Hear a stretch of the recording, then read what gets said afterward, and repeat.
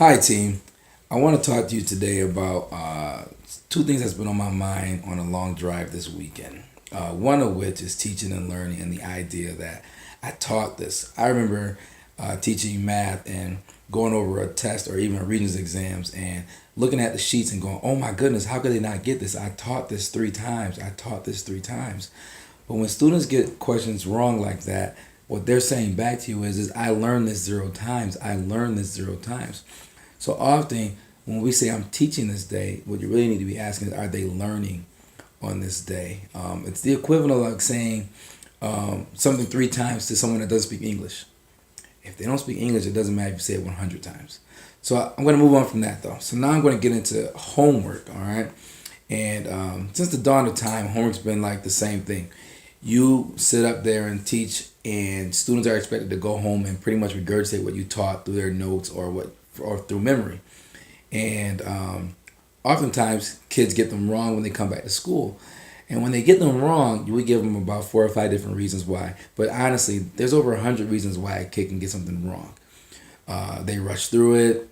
They try, but it's just not successful. They always try so hard. They are lazy and didn't want to do it. They also said they don't care. And then another one is like they didn't read their notes.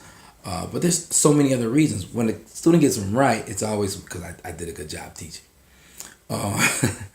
But let's be honest with ourselves. We don't know why. And that's why we've changed up from giving out credit for correct answers to just giving out effort points. Now, if homework has gotten to the point where we're just giving out effort points because we don't know the reasons why they're not getting them correct, then we basically said that it's no longer about getting them right or wrong. It's just about, hey, will you put your pen to paper for a while? And if that's the bar for homework, the bar is simply, will you do something that night? Not will you get them correct? Well, then we can make it admittance that we can change up homework to something else then. Something that I would love to propose with everybody is the thought process around we do homework wrong.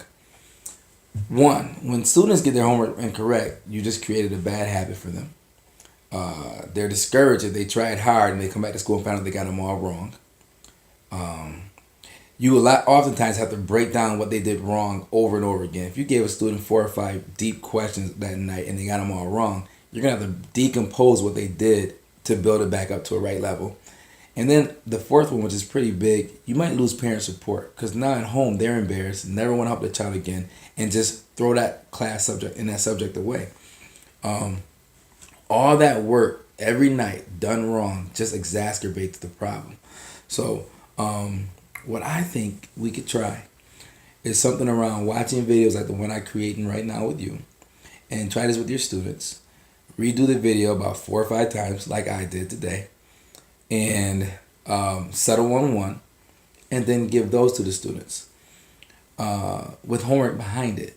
Maybe things like, what did I say at minute 30?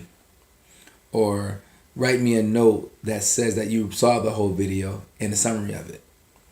When you come to school the next day, I get to watch you do the work that normally would have been homework. If I'm watching you do the work, I can tell you what you're doing right and what you're doing wrong, rather than let you be at home doing who knows what and getting who knows what correct or wrong.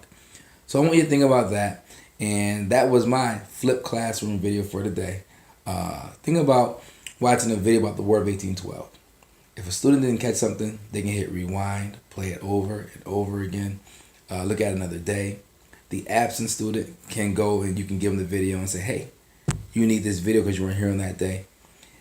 This idea around allowing our students to use our technology to enhance their homework and then working the entire 40 minutes or maybe 35 out of 40 minutes. It's almost here, people. So welcome to your Spartan notes for June 11th. Have a great day.